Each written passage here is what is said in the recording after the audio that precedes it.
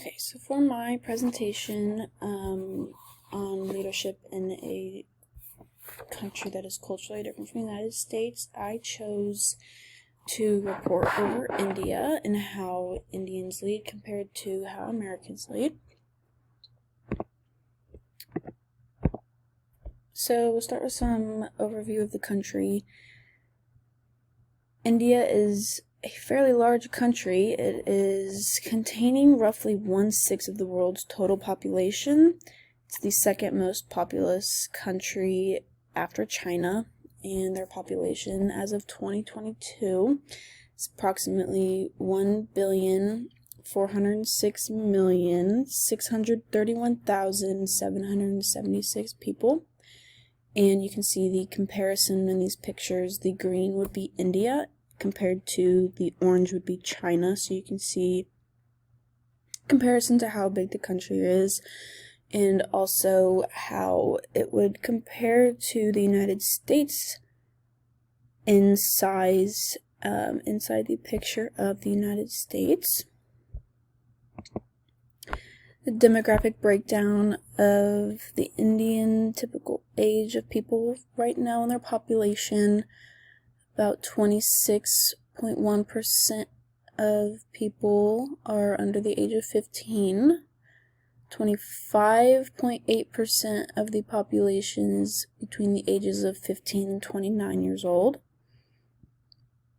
21.8% of the population is between the ages of 30 and 44 years old. 16% of the population is between 45 and 59 years old. Ages 60 to 74 years old make up about 8.2% of the population.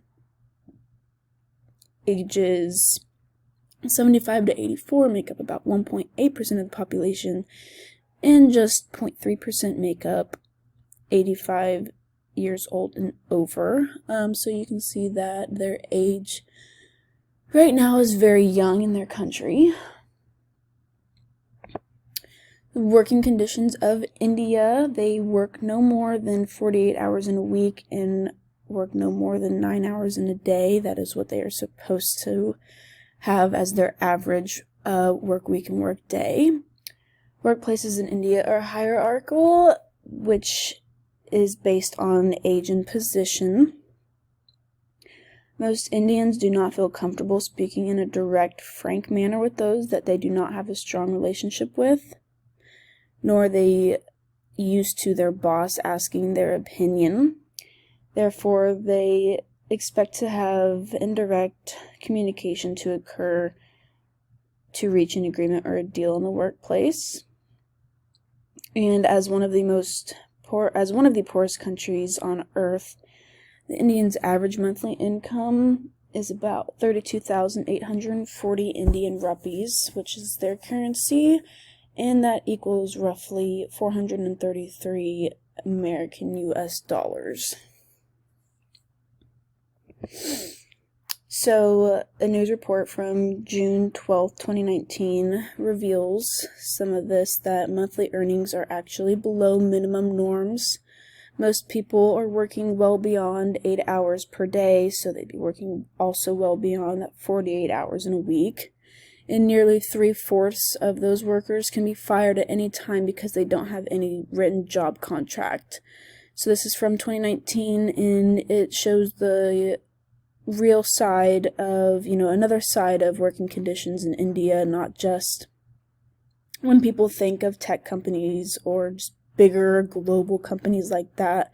You see this man lying on the floor in his workplace.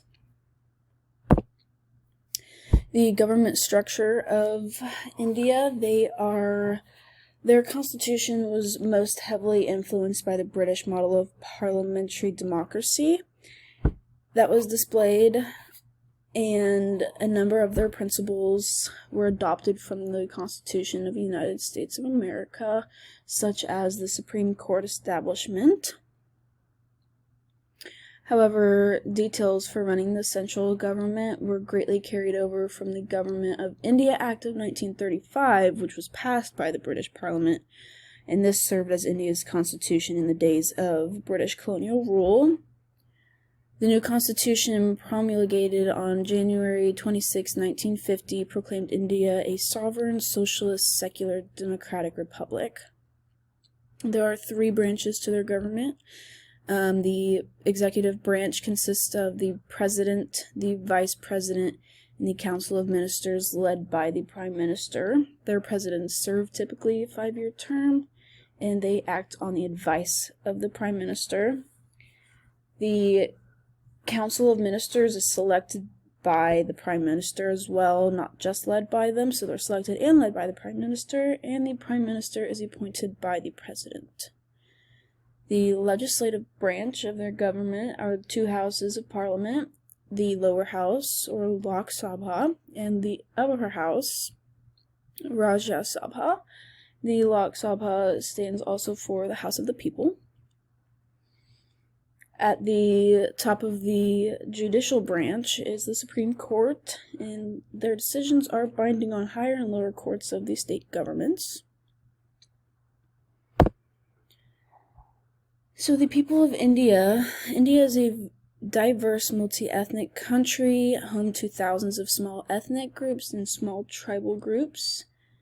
Broadly speaking, the people of north central and northwestern India tend to have ethnic affiliations with European and Indo-European people from southern Europe and southwest and central Asia. A smaller amount are southern groups who appear to be descended partly, at least, from either people of East African origin or from a population which is now represented by small people from the Andaman Islands, the Philippines, New Guinea, and other areas. There are hundreds of languages, major and minor languages spoken in India, and also dialects spoken. The majority of Indians speak Indo-Iranian, which is a subfamily language of the Indo-European language family, but the official language of India is Hindi.